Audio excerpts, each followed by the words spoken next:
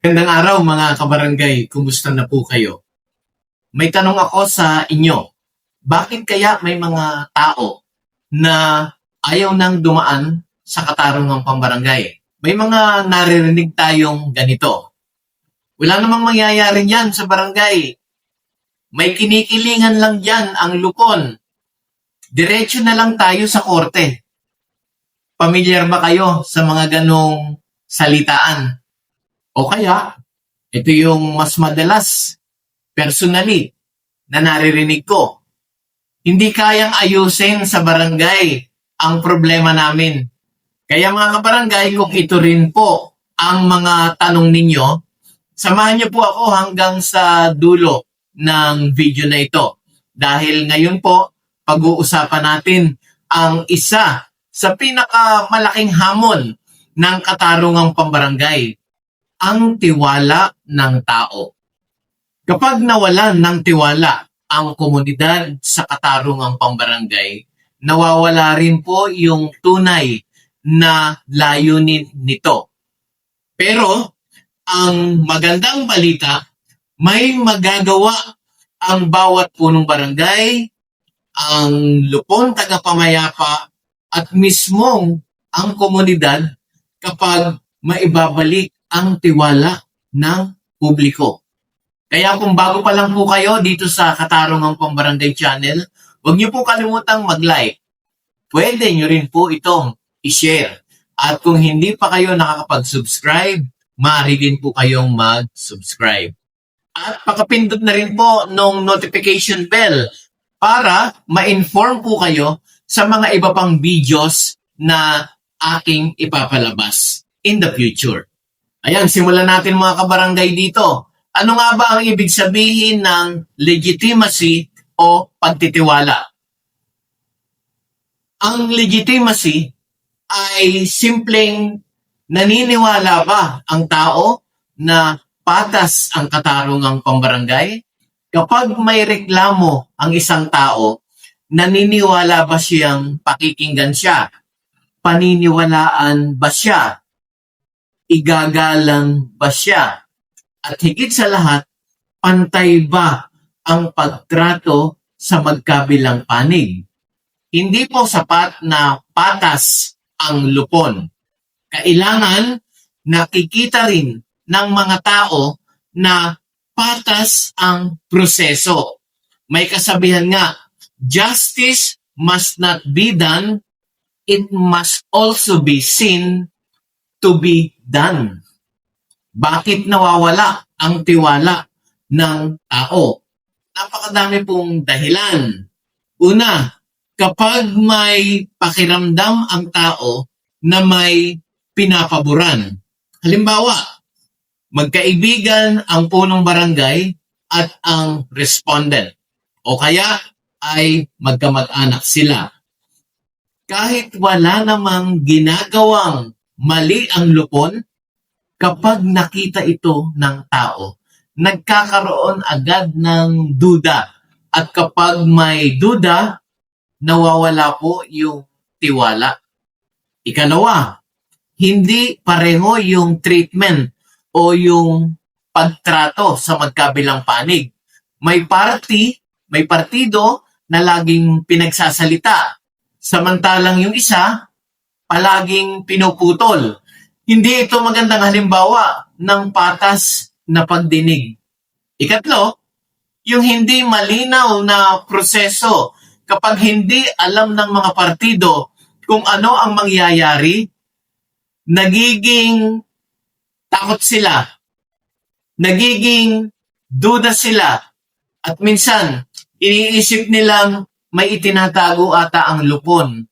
Ngayon, papaano po maipapakita ang pagiging fair o patas? Una, makinig ng mabuti sa magkabilang panig. Hindi sapat na pakinggan lamang ang unang nagsalita. Bigyan ng sapat na oras ang bawat isa sa mga partido. Ikalawa, iwasan ang pagbibigay ng personal na opinion kung ikaw po ay punong barangay, kung ikaw ay lupon, tagapamayapa, member. Hindi trabaho ng lupon ang kumampi. Trabaho ng lupon ang tumulong sa pag-uusap. Pangatlo, igalang po natin yung lahat. Kung galit ang isang partido, manatili ang lupon na kalmado. Kapag kalmado ang lupon, mas nagiging kalmado din ang mga partido. Pangapat, ipaliwanag ang bawat hakbang. Ano ang mediation? Ano ang conciliation? Ano ang mangyayari kapag may kasunduan? Kapag naiintindihan ito ng tao, mas nagiging kampante sila. Mayroong mga mahihirap na kaso.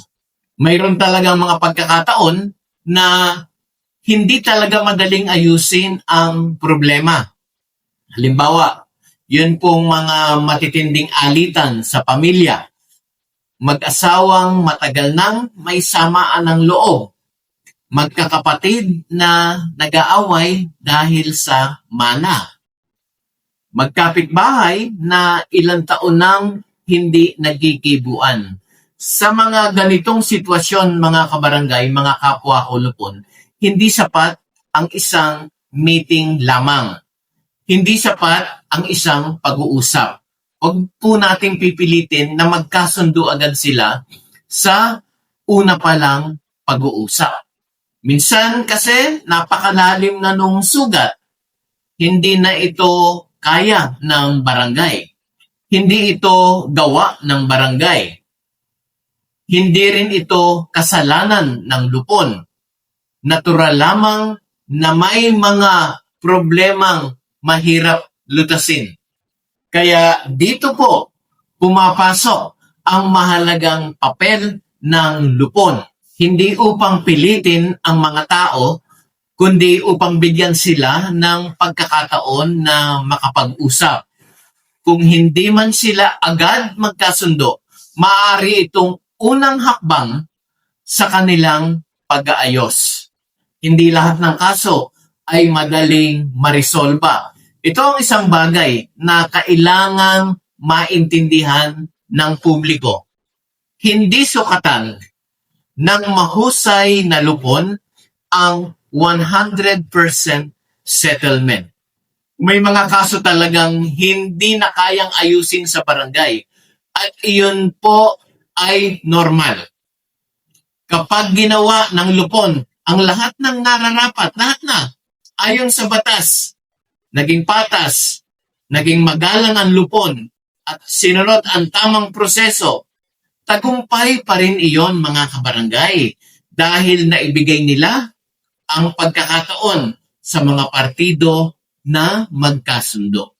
Kaya po mga kabarangay, ang pinakamahalagang puhunan sa katarungang pambarangay ay hindi opisina, hindi mesa, hindi budget, hindi mga dokumento.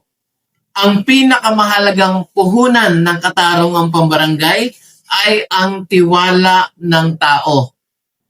Kapag may tiwala ang komunidad, mas maraming kaso ang naaayos, mas kaunti ang umaabot sa korte, mas nagiging payapa ang barangay.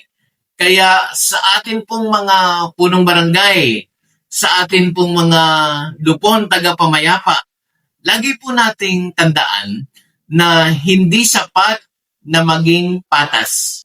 Kailangan mararamdaman at makita ng bawat tao na tayo ay tunay na patas. Dahil ang katarungang pambarangay ay hindi lamang tungkol sa batas. Ito ay tungkol din po sa paggalang, pakikinig, pagkakapantay-pantay at kapayapaan sa komunidad. Sana po mga kabarangay, meron kayong natutunan sa video ito. Maraming salamat po sa inyong panonood. Muli, ako po si Jeffrey.